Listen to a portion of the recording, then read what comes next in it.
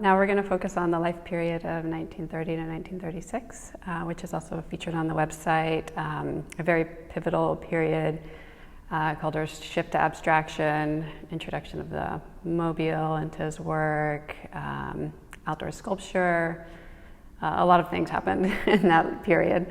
It looks like the materials we have from our archives now that we're going to look at, a lot of them focus on just that moment, that shift to abstraction, and his first exhibition of non-objective sculptures at Galerie Percier, which also has a focused page on the site with a lot of archival materials, which will be a great resource.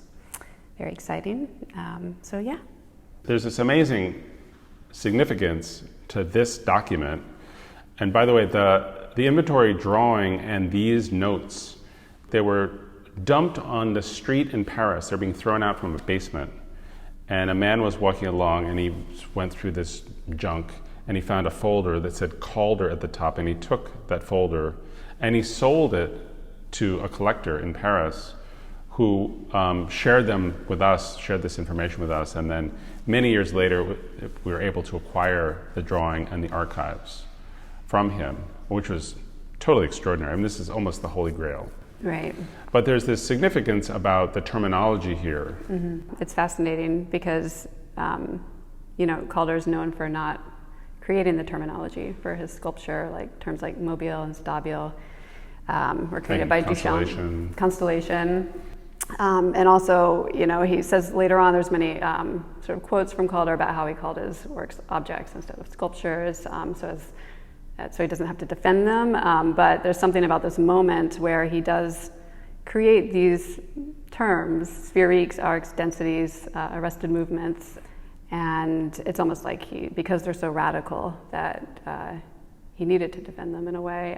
But there's something also that you had said the other day about the arrested movements and how it's almost like his way of describing the stabile before ARP came up with the term stabile in 32, which that really clarifies for me in a lot of ways of what the stabile is. It's this arrested movement. So yeah. So here we are talking about stuff we know well, mm-hmm. But it's extraordinary to think back about why would he need to defend them? What does that even mean? So he didn't call these sculptures sculpture. Because at the time, sculpture was plaster, clay, bronze, right? Dense materials. And he got rid of density, he got rid of all this weight, all this mass. And later, after this point, created hanging mobiles and movement and so on. But in this moment, getting rid of the mass was really frustrating to people. And of course, it was all of the wire sculpture the 4 years before, making the portrait of Leger without clay and suspending it, and it moves and has a shadow. It just was too exotic at the time.